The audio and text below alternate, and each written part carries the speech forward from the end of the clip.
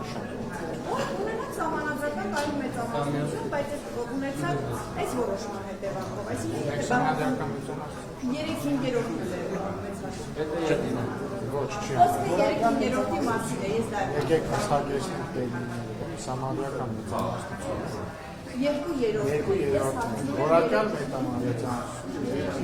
Սահմանադրական մեծամասնություն մենք չունենք, իդեպ հիմա էլ չունենք։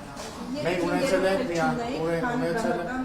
ենք մեկ անգամ 2018 թվականի արդյունքներով սահմանադրական մեծամասնություն։ Ինչ վերաբերում է նրան, թե մեզ արդյոք չի մետահոգում, որ կա որոշման արդյունքով ենք մանդատներ ստացել, կներեք, բայց ցանկացած դեպքում են ուժերը կա որոշման արդյունքում ստանան մանդատներ։ Հաջորդը Կենտրոնական ընտրական հանձնաժողովը անկախ մարմին է եւ ընդունում է որոշումներ, դրանք հիմնավորում է։ Հաջորդը մեր օրենսդրությունը մի քանի աստիճանով համակարգ է նախատեսում ընտրությունների արդյունքների ամփոփման համար, այսինքն տարածքային հանձնաժողովները, հետո կենտրոնական ընտրական հանձնաժողովը, հետո կա բողոքարկման հնարավորություն կենտրոնական ընտրական հանձնաժողովում, կա նաև բողոքարկման հնարավորություն եւս մեկ այլ անկախ մարմնում, այն է սահմանադրական դատարանում, ինչքան գիտեմ, ընդդիմությունը պատրաստվում է բողոք կամ արդեն չգիտեմ, բողոք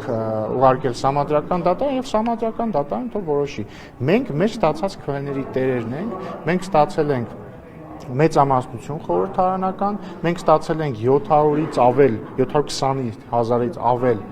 քվե, մենք ստացել ենք ավելի շատ քվե բացարձակ թվով, քան 2021 թվականով, տոկոսայինով մենք ստացել ենք այնքան քվե, որը բավարար է միանձնյա կառավարություն կազմելու համար, եւ ես ուզում եմ շնորհավորել բոլորիս Հայաստանում արդեն 3-րդ անընդմեջ ազատ եւ արդար ընտրությունների արդյունքով, բայց ես ուզում եմ նաև ասել մեր ժողովրդին, որոնք իրավացիորեն վրդովված են, որ ընդդիմադիր 3 կուսակցություններ ընտրակաշառք են բաժանել, ուզում եմ ասել, որ ընտրակաշառք բաժանողները բոլորը պետք է ձերբակալվեն, եւ ես կարծում եմ, որ եւ ոչ միայն կարծում եմ, եւ կոչ եմ անում մեր իրավապահ մարմիններին գնալ մինչև վերև, որովհետև բավարար չի ձերբակալել մի քանի տեղային տասովշիկների, պետք է գնալ մինչև վերև։ Ինձ համար եւ ցանկացած պատասխանում եմ, բանական մարդու համար ակնհայտ է, որ չէր կարող մի հատ ուղակի մի տասովշիկ զատնել եւ որոշել, որ ինքը պետք է ընտրակաշառք բաժանի իր շենքի բնակիչներին։ Ոչ, ակնհայտ է, որ նախ այդ տասովշիկին այդ գումարները տվել են եւ ակնհայտ է, որ տալուց էլ հրահանգել են, ասել են, «Էս քեզ փող, մի վայրկյան, էս քեզ փող, կգնաս եւ կմուծես, որպեսզի ընտրեն մեզ»։ Ինձ համար ակնհայտ է, որ պատասխանատվություն են կրում 3 կուսակցությունները՝ Ուժեղ Հայաստանը, Հայաստան դաշինքը եւ Բարգավաճ Հայաստանը։ Ինձ համար ակնհայտ է, որ այդ կուսակցությունների ղեկավարությունն է կազմակերպել եւ ուղղորդել այդ ընտրակաշառքները եւ ես կոչ եմ անում իրավապահ մարմիններին բացահայտել այս սխեման։ Պարոն Ռուբինյան, բայց ես շարունակեմ մի հատ հարցնեմ նաեւ սահմանադրական դատարանից ձեր մասով, քանի որ ընդդիմության լեգիտիմության հետ կապված ամեն դեպքում իշխանության գնահատականները կարծես թե պարզ են, որ այդտեղ խնդիր կա, դիմել է արդյոք ԿՊ-ն սահմանադրական դատարանը այդ հարցը դարձնելու քննարկման առարկա։ Մենք ընդհանրապես կարծում ենք, որ ի սկզբանե այդ ուժերը պետք է ուղղակի դրանց գրանցումը չեղել համարվել, որովհետև իրենք ընտրակաշառք էին բաժանում, բոլորը տեսել են, հասկանում եք դա։ Չեղյալ համարել, որ Ով որ պետքա չեղյալ համարել։ Կոնկրետ այդ դեպքում եւի ԿՀ-ն։ Բայց ինչ վերաբերում է ընտրությունների արդյունքներին, եթե հարցնում եք արդյոք մենք ուզում ենք, որ ընտրությունները չեղյալ համարեն, ոչ, որովհետև խորհրդարանական մեծամասնությունը լեգիտիմ է, մեր ստացած ձայները լեգիտիմ են եւ մենք ձևավորել ենք կառավարություն։ Ես արդեն պատասխանեցի ձեր հարցին, որովհետև իշխանությունը լեգիտիմ է։ Իսկ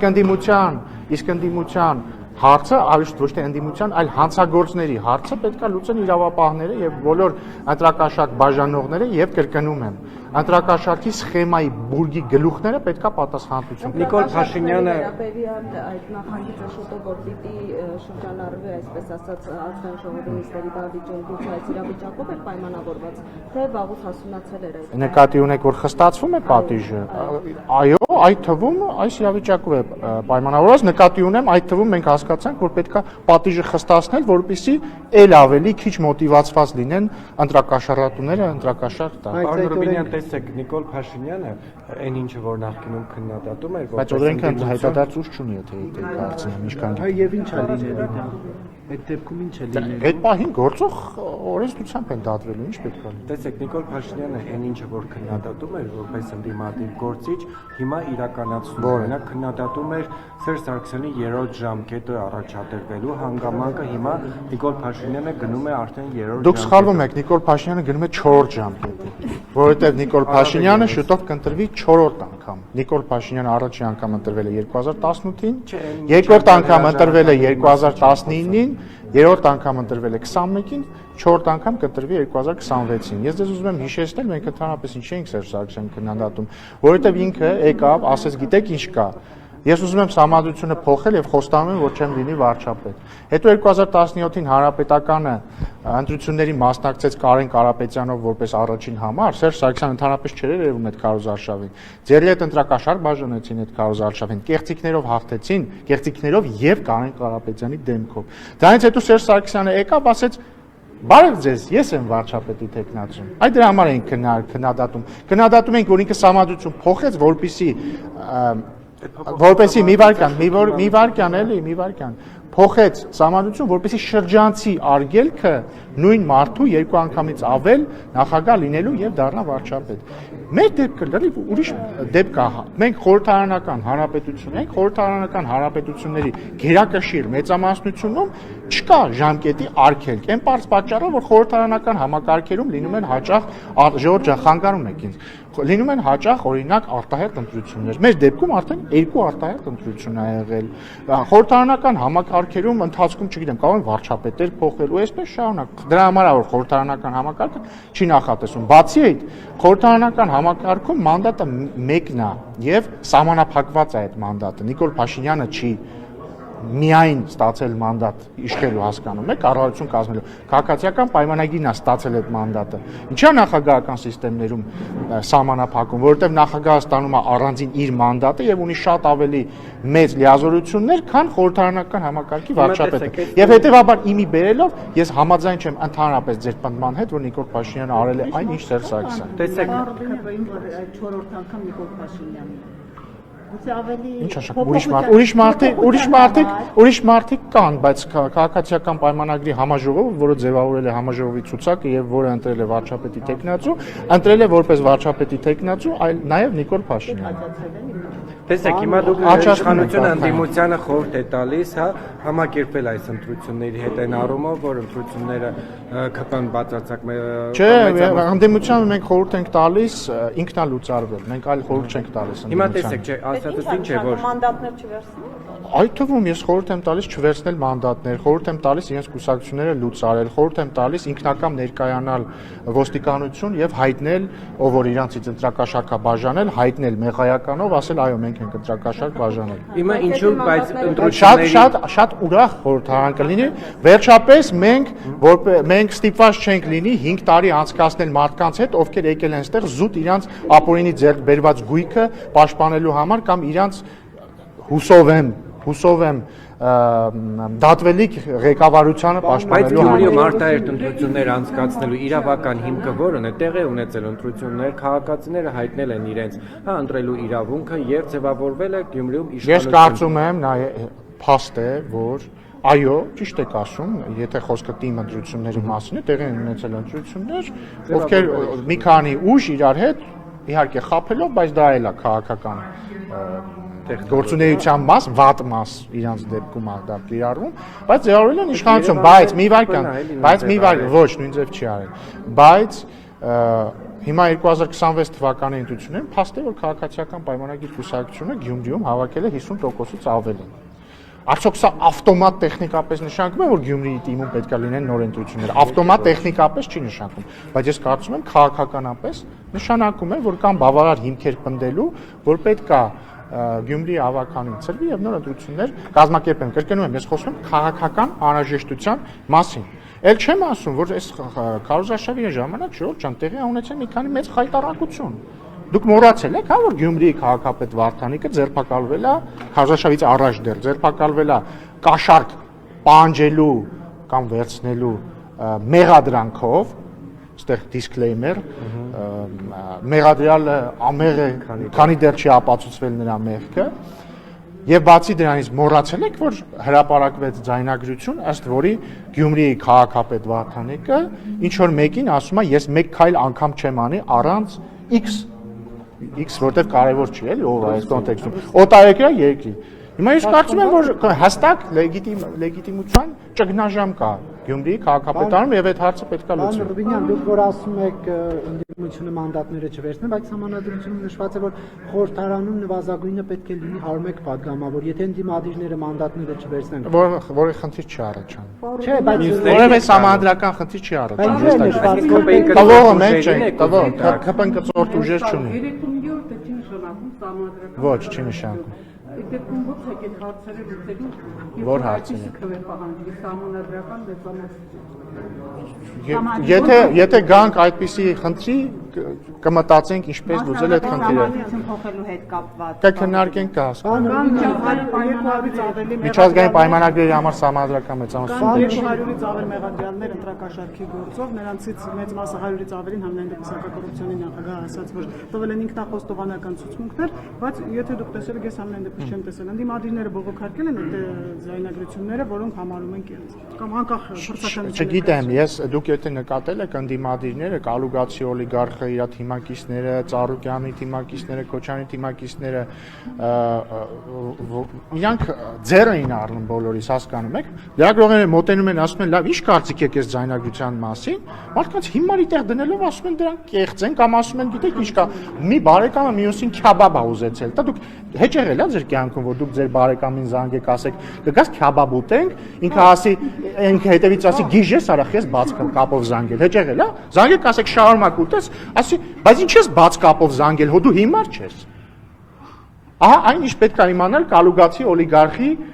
էմոցիոնալ ինտելեկտի Ձեր մասին։ քաղաքական ճակատագրի մասով ինչ կասեք անձնապես նկատի ունեմ օրենսդիրում, գործադիրում աշխատելու ցանկություն ունեք որոշում։ նախագահի պաշտոնին։ Մենք որևէ հավակնություն եւ ճակատագրեր դեռ չենք քննարկել, եթե անկեղծ ես ինքս էլ դեռ չեմ մտածել դրա մասին։ Բայց դուք ավելի շատ հակված եք օրենսդիրում, թե գործադիրում։ Ես ոչինչի հակված չեմ։ Նախագահի ախորժակ ունեք։ Ես ախորժակ ունեմ միայն քյաբաբի եւ շաուրմայի, այն էլ բացառապես բարիս բուն իմաստով եւ ոչ Կալուգացի օլիգարխի մտածած իմաստով։ Պարոն Ռուբինյան, այդ դեպքում համանadrությունում ինչու է նշված, որ падգամավորների նվազագույն թիվը պետք է լինի 101 падգամավոր։ Նարեկ ջան, այդ հարցերով երևի դիմեք համադրական դատարանին, չգիտեմ, նախագահային խոսնակին։ Ես գիտեմ մեկ բան, այս հաստատ է, չգիտեմ մյուս մանրամասնությունը, բայց գիտեմ մի բան։ Տեսականորեն, եթե ընդդիմությունը մանդատները չի վերցնում կամ կեսից դնում, որևէ համադրական ճգնաժամ չի առաջանում, այդ տեղերը մնում են թափուր, մարդիկ աշխատում են։ Մանդատները վերցնել են ամենայն Ինչ։ կոմֆորտ կզգաք, եթե ընդդիմությունը չլինի։ Հա, իհարկե։ Բայց որ լինի էլ կզգանք։ Վստահության պակաս ամենայնիվ կլինի։ Չի Ինչ լինի, իմաստով։ չի լինի, չէ։ Ընդդիմություն չկա որտեղ։ Բայց ընդդիմությունը այսօր էլ չկա։ Մի հատ գնացեք էլ մտեք դալիճ տեսեք այնտեղ ընդդիմություն կա։ Չկա։ Դատար կաթոռներ են։ Մենք այսքան ժամանակ, այս վերջին 5 տարի, որպես ընդդիմություն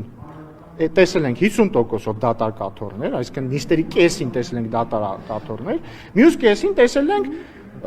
իրանց քաղաքական կոռումպացված ղեկավարների ապօրինի գույքը պաշտպանելու համար եկած մարդիկ։ Եթե մանդատները վերցնեն։ Բայց ասեմ ձեզ, մենք խնդիր չունենք, ուզում են թող վերցնեն, չեն ուզում թող չվերցնեն։ Վերցնեն։ Մեզ շատ հաճելի օրեր են ստեղ սպասվում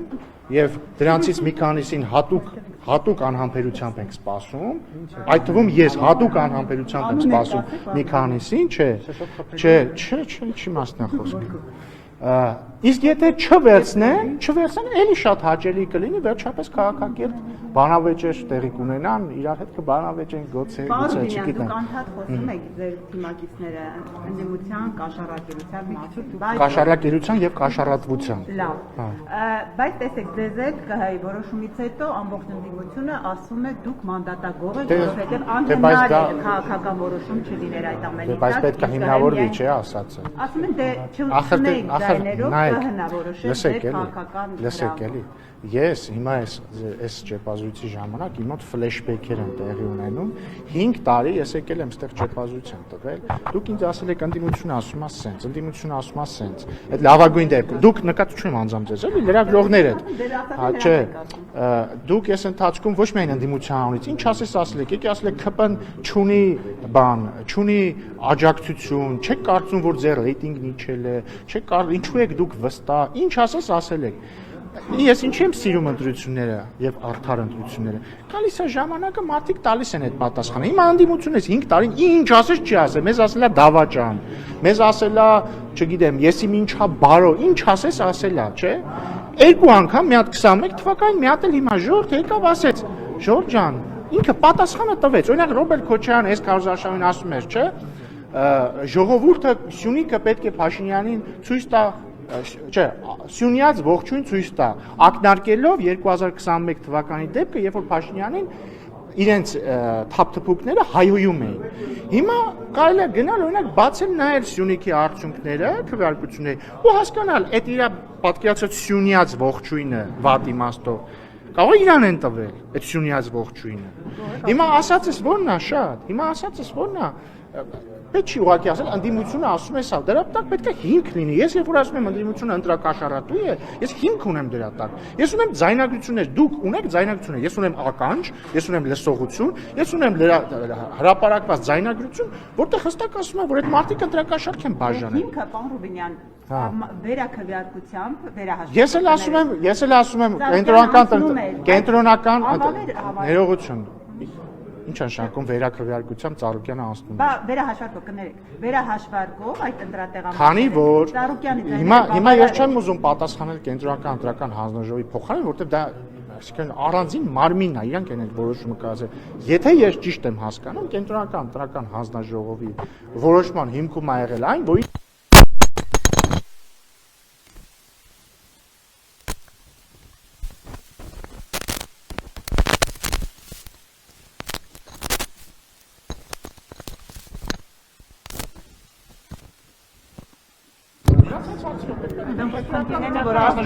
Ինչ վերաբերում է վերաքվեարկությանը, տեսականորեն ընդհանրապես, այդտեղ կա իրոք շատ ուժեղ հակափաստակ, որ այդ վերաքվեարկությունը վերածվելու էր տակտիկական վերաքվեարկության, այսինքն ինքը չէր արտահայտելու ընտրողների բայց այդ նույն ձև օրենքն էլ ասում է, չէ՞, որ կենտրոնական ընտրական հանձնաժողովն է որոշում վերաքվեարկություն դնի թե չդնի, չեղարկի թե չչեղարկի։ Հետևաբար օրենքը կիրառել է։ Պարոն Ռուբինյան, ես ձեզ ճիշտ հասկացա, չէ՞, որ քաղաքացիական պայմանագիրը սահմանադրական դատարան դիմելու մտադրություն չունի։ Ես այդպես բանի մասին տեղյակ չեմ։ Այսինքն դիմելու է թե չէ, ես ասեմ, որ դուք տեղեկություն չունեք։ Ինչ հարցով դա։ Կարող է ընթացքում հարց առաջանա դիմել։ Ընտրությունների ընդդիմություն ընտրակաշառք է բաժանում։ Դա ինչ ձև։ Խնդրում եմ հարցը հստակ ձևակերպեք։ Ընտրությունները օրինակ չեղյալ Չէ, նման մտադրություն։ Ոչ, նման մտադրություն չունի։ Պարոն Ռուբինյան, բայց այնուհանդերձ ընտրարից չի, որ այդ ընտրատեղամասերում ընտրած քաղաքացիները չկարողացան մասնակից դառնալ իշխանության ձևավորմանը։ Խնդրահարույց է, որ այդ ընտրատեղամասերում ընտրությունները կազմակերպվել են խախտումներով։ Այդ դա է խնդրահարույց, դրա համար էլ չեղարկվել է։ Այդ չեղարկվելը ճիշտ է։ Օրենքը վերաքվեարկության հնարավորություն է տալիս, ինչքան էլ կնախագծվի։ Հնարավորություն տալիս է կենտրոնական ընտրական հանձնաժողովին գնահատել եւ անհրաժեշտության դեպքում անել կամ չանել։ Կենտրոնական ընտրական հանձնաժողովը որոշում է կայացրել, որ վերաքվեարկության կարիք չկա եւ անկախ մարմնի որոշումները պետք է հարգվեն կամ բողոքարկվեն մեկ այլ անկախ մարմնում, ինչպիսին է համանդրական դատարանը։ Հիմա բողոքարկել են թող պատասխան։ Շատ լավ, պարոն Ռուբինյան, գնեք այդ բանը ճշտ է։ Հիմա երբ դուք վստահ եք, հա, ձեր հաղթանակում, պարոն վարչապետն ասում է օրգանիկ քվեներ են եւ այլն, ընդդիմությանը համարում է կերտիկներով եւ այլն, իսկ ինչի նոր ընտրություններ այդ դեպքում չանել։ Ասեցի արդեն, որովհետեւ մեծամասնությունը քաղաքական լիարժեք լեգիտիմ է, որովհետեւ մենք եւ մեզ ընտրող քաղաքացիները մի վարքան են, որովհետեւ մենք եւ մեզ ընտրած քաղաքացիները մեղավոր չեն, որ անդիմությունը ընտրակաշառք բաժանել։ Քաղաքական մեծամասնությունը լիարժեք լեգիտիմ է եւ կձևավորի կառավարություն։ Կառավարություն ձևավորելուց հետո որոնք են լինելու այն քաղաքական առաջնահերթությունները, որոնցով շարժվելու է։ Դրանք նկարագրված են մեր նախընտրական ծրագրում եւ ավելի մանրամասն նկարագրված կլինեն կառավարության ծրագրում, որը ձևավորվելուց մի քանի օր հետո կքննարկվի ազգային ժողովում, դուք էլ կտեսնեք։ Պարոն Ռուբինյան, տեսեք, դուք խոսում եք, որ հաղթել եք, իշխանություն եք ձեռագրել։ Ոչ թե խոսում ենք, այլ այդպես է։ Լավ, բայց վերջին այս օրերին դրություններից հետո ամբողջ ընդդիմադիր դաշտը հանրային քննարկման մեջ այսպես մի թեմա է, որ բոլորը տխուր եք, ոնց որ Պանիխիդայի դեմքով եք պատրաստվում։ Ես հիմա Պանիխիդայի դեմքով եմ, ոչ չգիտեմ, դե եկեք գնահատ։ Հիմա խնդրում եմ գնահատեք իմ դեմքը Պանիխիդայի, հա։ Չգիտեմ ո՞րն է, դուք գնահատելու ունակություն ունեք։ Գնահատեք, խնդրում եմ իմ դեմքը։ Ես չգիտեմ։ Դե տեսնում եք, դուրս է գալիս, որ դեմ գնահատելը շատ սուբյեկտիվ բան է։ Ռոբերտ Քոչարյանն արդեն Բացարձակ գնահատել է տխուր չեմ։ Պանիխիդայի համար։ Դե լավ, չեմ ուզում մտնել այդ դաշտ, իրոք չեմ ուզում, բայց ես ուրիշ հարց տամ, էլի։ Ես խնդրում եմ ձեզ ձևակերպել հետևյալ հարցը, մի քիչ էլ ես օրակարգ ստեղծեմ, էլի։ Հիմա վերջը Կալուգացի օլիգարխը հրաժարվելու է Ռուսաստանի եւ Կիպրոսի քաղաքացիություններից։ Այո, թե ոչ, ինձ թվում է, այն բոլոր մարդիկ, ովքեր այս քարոզարշավի ժամանակ լսել են այդ մարդուն, այս հարցի պատասխանին արժանի են։ Մարդը պետքա պատասխանի ինքը Կիպրոսի եւ Ռուսաստանի քաղաքացիություններից հրաժարվելու է, թե ոչ։ Խնդրում եմ այդ հարցը տալ։ Կխնդրեի իհարկե Կալուգացի օլիգարխի թիմի կողմից ֆինանսավորվող լրատվամիջոցը իրան այդ հարցը տալ, բայց քանի որ չի տա, չեմ խնդրի իրան։ Կողմից ֆինանսավորվող։ Իսկ պարոն Ռուբինյան, հայ-թուրքական հարաբերություններից ինչ որ նորություն կա։ Դուք վերջին ամիսներին նորություններ արդեն իսկ լսել եք, շատ կարևոր իրադարձություններ են իրական տեղի ունեցել, բայց ուղղակի մեր ներքաղաքական թոուբոյի մեջ բավարար ուշադրություն չի դարձվել։ Նախ ուղիղ առևտուրը դարձավ հնարավոր Հայաստանի եւ Թուրքիայի միջև։ Ես նաեւ բացատրեմ, եթե հետաքրքիր է ինչի մասն է խոսքը։ Մինչ այս Հայաստանի եւ Թուրքիայի միջև մաքսային իմաստով ուղիղ առևտուր հնարավոր չէր։ Այսինքն օրինակ եթե մարդ Հայաստանից Թուրքիա բաներ արտահանում կամ Թուրքիայից Հայաստան բան ներմուծում, այդ ապրանքները, հա, գնում էին Վրաստան, մաքսային ընթացակարգերով անցնում էին, հետո վերաձևակերպում էին, գալիս էին Հայաստան։ Հիմա տեսականորեն Հայաստանից Թուրքիա կամ Թուրքիայից Հայաստան ապրանք ներմուծելու դեպքում արդեն ուղիղ նշվում է Թուրքիայից, ասենք, վերջնակետը Հայաստան կամ Հայաստանից վերջնակետը Թուրքիա, եւ սա ահռելի պարզեցում կլինի առևտրի համար եւ հեշտացում եւ արագացում։ Բացի դրանից, գիտեք, որ Հայաստանի համար հնարավոր դարձավ օգտագործել Կարս Ախալքալակ կամ Ախալքալակ Կարս երկաթգիծը, ինչը մենք ոչ մի բան, բայց համապատասխան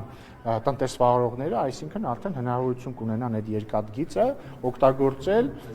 եւ երկկողմ առևտրի համար եւ տրանզիտի համար, որպեսզի հասկանաք սրա կարեւորությունը։ Մինչ, օրինակ, մինչեւ կես տարի առաջ Հայաստանից երկաթգծով որևէ տեղ, աշխարհում որևէ տեղ հնարավոր էր բան տանել միայն մեկ վայր՝ Վրաստան։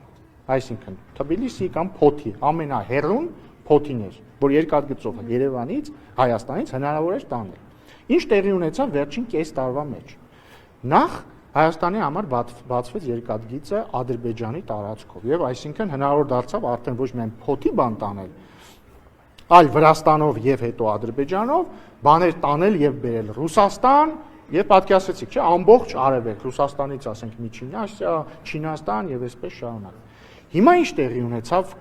Ախալքալակ Կարս երկաթգծի Հայաստանի համար ապա բլոկավորումով։ Արդեն մենք կարող ենք բաներ տանել Եվրոպա, ամբողջ Եվրոպա, տանել եւ բերել։ Եվ բացի դրանից, եթե չեմ սխալվում, նաև Սիրիա, որտեղ երկաթգծով Սիրիայի հետ էլ կապ կա։ Հասկանում եք, չէ՞, Հայաստանը կես տարի առաջ երկաթգծային փակուղի էր, բառից բուն իմաստով փակուղի էր։ Հիմա ամբողջ աշխարհը մեր համար բաց է, իհարկե դեռ Վրաստանի տարածքով միջնորդավորված, եւ մենք աշխատում ենք, որպեսզի ուղիղ դա լինի։ Հարցրեցիք, չէ, ոչ թե ես Ժորժան, ես վերջին օրերին էլ եմ ես լուրերով կարդացել, որ հերթական խմբականակը որոշակի ապրանքների Ռուսաստանից մտել է Հայաստան, Ադրբեջանի եւ Վրաստանի տարածքով երկաթգծով։ Դուք հարցրեցիք, արդյոք օգտվում են Կարս Ախալքալակից, ապա շրջափակումը նոր է եղել, այսինքն մի քանի օր առաջ է եղել եւ ենթադրում եմ, որ դեռ ոչ, բայց չեմ էլ ճշտել, պետքա ճշտել։ Պարոն Ռուբինյան, իսկ երբ որ պատրաստ լինի արդեն Գյումրու հատվածը, կբացվի, թե ամեն դեպքում քաղաքական որոշումը դրա դեռ հստակ Թուրքիան պատրաստ չի։ Այսինքն այստեղ սարքել, բայց երբ որ պատրաստ լինի բացումը կլինի, օրինակ Դեմարքարյան սարքեց Հայաստանը, բայց դե տեսեք, Հայաստանն ու Թուրքիան պաշտոնապես պայմանավորվել են, որ, չգիտեմ ով է միացրել, լավ կանեք, որ անջատեր։ Հայաստանն ու Թուրքիան պաշտոնապես հայտարարել են, որ ստեղծում են աշխատանքային խումբ, այդ աշխատանքային խումբը ստեղծված է, հանդիպումը անցկացրել վերջերս Կարսում։ Նոր բան չի, էլի, լուրերում ինչ որ տեսել եք, դա որի նպատակն է, պաշտոնապես հայտարարված նպատակն է քննարկել այն տեխնիկական պարամետրերը, որոնք անհրաժեշտ են Գյումրի-Կարս երկաթգծի վերականգնման եւ վերագործարկման համար։ Եվ հետեւաբար Հայաստանն ու Թուրքիան պաշտոնապես հայտարարել են, որ նպատակը այդ երկաթգծի վերագործարկումն է։ Եվ հետեւաբար մենք անկալում ենք, որ այդ երկաթգիծը պետք է հնարավորինս արագ վերագործարկվի։ Նույնն էլ դրան է վերաբերվում, եւ մենք ակնկալում ենք, որ բոլոր պայմանավորվածությունները պետք է իրագործվեն, բայց ես կրկին պետք է շեշտեմ, որ վերջին ամիսներին երկու շատ կարևոր բան է տեղի ունեցել, որի մասին ձեզ պատմեցի, եւ դա պետք է գնահատել։ Պարոն Ռուբինյան, իսկ վերջին հարցը։ Ձեզ համար բացատրությունը կամ պատճառը հասկանալի է, ի վերջո Թուրքիան շատ բան հասկանալի է, պայմանավորվածությունները կան, բայց ի վերջո ինչու չի կատարում առնվազն այդ երրորդ երկրների համար սահմանը բացելու առաջին պայմանավորվածությունը։ Չգիտեմ, ես հույս ունեմ, որ պայմանավորվածությունը կիրագործվի եւ ես նաեւ կարծում եմ, որ նման քայլերը, ինչպիսիք էին ուղիղ առևտրի մեկնարկը, ախալքալակ Կարս